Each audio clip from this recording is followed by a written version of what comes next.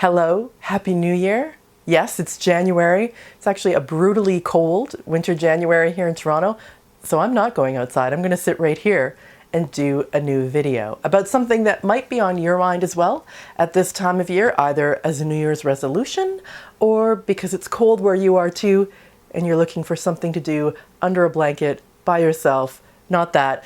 Books, guys. I'm talking about books. Now, I did this last year. I recommended some of my favorite books about goth fashion. Today, I'm going to talk about music. It seems that there is a never-ending debate in the Gothic subculture, especially here on YouTube, about the role of music in the scene, which is weird to me and I think people my age because music is the scene, was the scene. I recognize that other generations and other cultures and places have discovered Gothic through fashion or other means, but hey, not judging, just saying music is awesome. It's like the core of my passion in life and how I've discovered so many other things. So if I have a chance to talk about music, the bands I love, why they're important, I'm gonna do that. So today's video is about books from my library about Gothic music. And before I start, I'm going to have some tea from my favorite mug, which is the Count from Sesame Street, my first vampire love, after all. I'm going to settle in my comfy sweater, in my reading chair, for those who like to read, and let's talk about Gothic rock.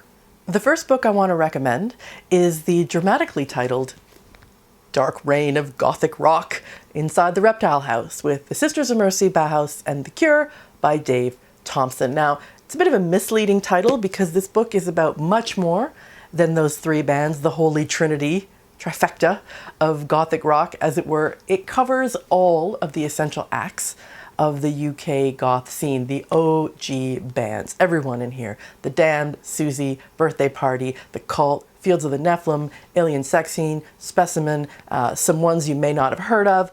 It's like reading all of the music magazines that would have come out at that time smushed into one book. So it's a real overview, nice and fast-paced, but Dave is a British writer. He's done, I think, over 100 books about music. He knows exactly how to tell a story and give you enough information that it doesn't read like a dry Wikipedia. You know, he's British, he's a bit bratty, but what he does is cool. It's like a chronology of events, so you can see records came out, how they charted, when bands toured, and see how much was going on concurrently, right? Like that all these bands were happening at the same time in just a few years. You really feel that there was an explosion of something new. I consider this to be a foundational text if you're interested in Gothic music at all. It's out of print, so you'll have to find it from a reseller, but they're not too expensive, and again, I highly recommend it.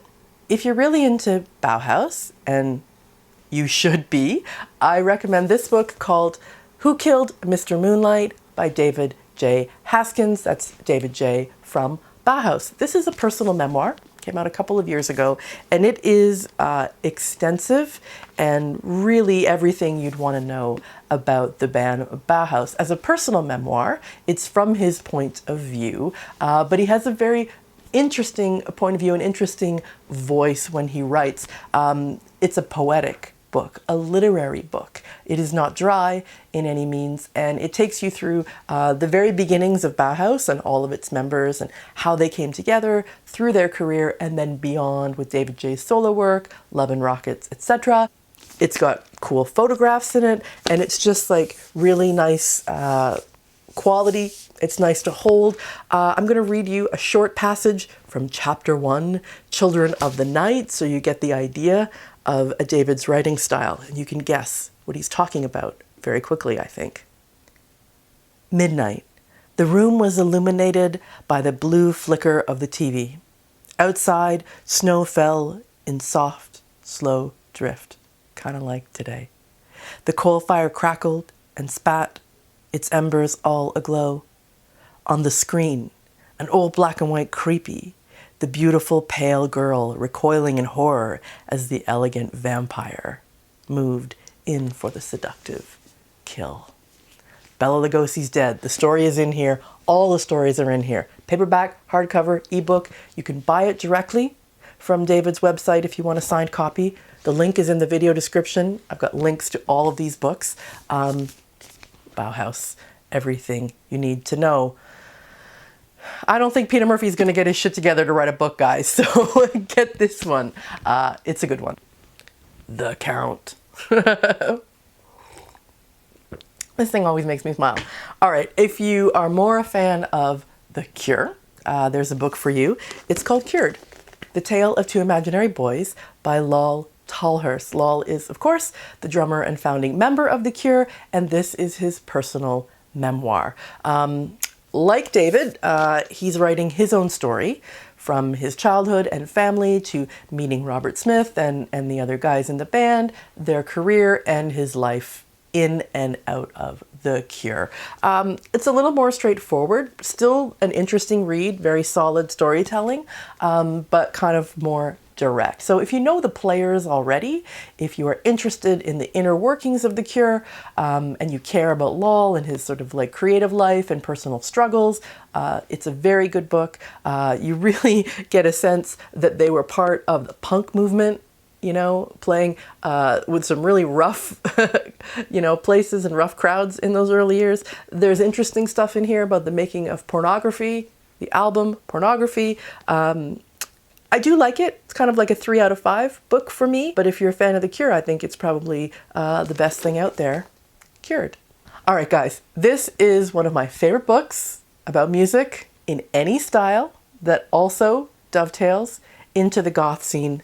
It's Unknown Pleasures by Peter Hook from Joy Division, inside Joy Division. Who would have thought that a book about Joy Division could be hilarious? Well, I guess people who've been following Peter Hook's writing for years knew this. It's new to me, and I am so delighted. I need to go read everything that he's ever written now.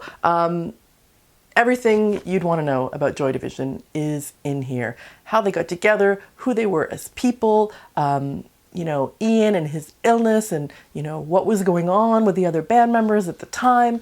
You know, often when people kill themselves, you know, there's so much doubt around like who knew and what they could have done or whatever. This is a very honest book, but also Peter's a master storyteller with a wide lens. So he really paints the picture of the culture and the politics and the times, right? Like when they're playing these rough gentlemen's clubs, getting pelted with abuse, you know, the way that society treated them, all of the stuff about the Nazi connections is addressed here and explained. I want to read a passage in here about their style, developing their look that I think gives you a sense of the tone of the book, and also is one of my favorite passages. We were punks. We raided Oxfam and cut up the clothes we stole. I spiked my hair and took the dog collar off the dog to wear. My mam went mad yet again. At first, we were just copying the looks from Melody Maker and NME and wearing what the London punks were wearing, but pretty soon we were developing our own style. Barney discovered the scout shop and started wearing a more military look, while I used masking tape on my blue blazer to put stripes on it, and we both sprayed prison arrows on our clothes. You used to get shouted at in the street for dressing like that. You were given the right leper treatment. I mean, these days nobody would bat an eyelid, but back then it was really shocking to see these kids walking around with hair in spikes and their clothes cut up, which was, of course, why we did it. We wanted to be shocking. We wanted people staring at us. We loved that our mums hated it and that we had to get changed on the bus. It was all part of being a punk. Punk rock, the early years of post-rock, the very beginnings of goth, Inside Joy Division by Peter Hook. I cannot recommend this enough. You can buy it directly from Peter. I love this book so much. Switching gears a little bit away from band biographies, back towards scene overviews and essays. This is one of my favorites. It's called Rip It Up, Start Again, Post-Punk from 1978 to 1984 by Simon Reynolds. Simon is one of my favorite music journalist. I love his articles. He's written many books about glam and Bowie and all kinds of folk. This, however, is going back further than some of the other books I talked about, and really digging into the 1970s punk explosion, but asking the question, what happened after punk? What was the driving creative force at that time? And he identifies synth pop and new wave and post-punk and all of those bands, some of whom would turn out to be goth in the future. So we're talking The Fall and Gang of Four and Killing Joke, and again, those foundational bands. But also he's got a chapter in here specifically about goth, which is interesting. He talks about Susie and the Damned and the Regulars, but he also includes bands like Echo and the Bunnymen and U2, and the ways in which their music, early music, sort of came in and out of the same scene. It's extensive, but very easy to read. You can sort of pick the chapters that interest you if you want to read about synth pop. You don't really care about no wave so much. Rip It Up and Start Again by Simon Reynolds. Widely available, highly recommended. All right, I got one more top pick, and I may have talked about this before in my earlier video because it's my go-to book about all things goth, Goth Chic, A Connoisseur's Guide to Dark Culture by Gavin Baddeley. Gavin is one of my favorite writers. He's British, he's bratty, and he knows his shit. So this book covers all things goth, as I said, books, movies, fashion, going back, you know, to the actual Gothic times. 2 chapters in here on music. One covering the 80s and connecting it to classical music, early shock rock like Screaming Jay Hawkins, psych from the 60s, and then just, you know, giving you everything you need to know about Susie and the Sisters and The Cure and all of those 80s bands. There's really cool photos in here, more so than some of the other books. It's a visual treat. But what's most interesting, I think, about this book is the second chapter on music, which takes it forward into the 90s. Gavin talks about Gothic metal. He talks about industrial and bands like Nine Inch Nails. He continues the story beyond 80s Gothic rock. So if you're younger, and you're tired of hearing about how those UK bands were the be-all and end-all of music, you might enjoy this. It's also more of an overview because it's only a few chapters and not the whole book. So it would be a good first start if you don't know anything about Gothic music, and gives you, you know, a longer part of the story in a really fun way, in a beautiful book to have on your shelf. If you're watching this channel and you don't have this book, I feel like you're really missing out. So check it out, Goth Chic. Tell me what you think in the comments below. If you already have this book, recommend it to others. All right. So before I go, I have 2 other books that I will just mention, sort of if you are like the next level reader who wants more about this stuff.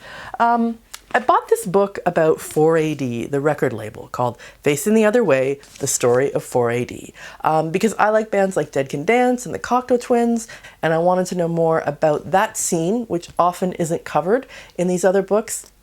It's huge, guys. Look at this thing. It's like, it's so much information, and I love information. It was too much for me.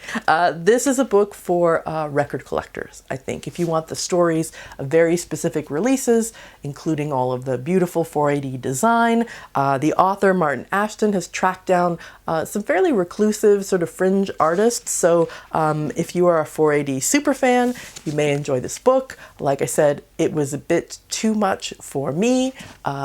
Did we need all of this? Well, we certainly don't need another book on 4AD. If you have room on your shelf and you're a big fan, I wanted to point that one out. And lastly, if you are a fan of The Mission, there is this nice hardcover book called At War with the Gods, written by Alex Danielle, who I think is probably a super fan because it very much reads a book like for fans by a fan. It covers the Mission's entire career, frankly, long after I stopped caring or really thinking about the Mission. There's interviews in here with all the major players, okay, más o menos, and lots of photographs. So yeah, if this was your favorite band, maybe this is a book that you need to own. It is basically the whole 25-year story of The Mission, and I think it's available in paperback, but I have this nice hardcover. So that was a lot of talking about books. I, of course, have my own book, Encyclopedia Gothica, which is filled of music things, including my goth music family tree, where I sort of like put the different genres in order, try and explain how things connect. I'd be interested in books about more current music culture, goth bands, stuff that I might know less about. So if you have any to recommend, please do so in the comments. And or I'm on Goodreads. You can follow me there, see what I'm reading, recommend books to me. I can follow you back and see what you're reading, because my New Year's resolution for 2019 is to read way less Facebook and way more books in bed. So let's help each other out, and I'll see you soon. Bye.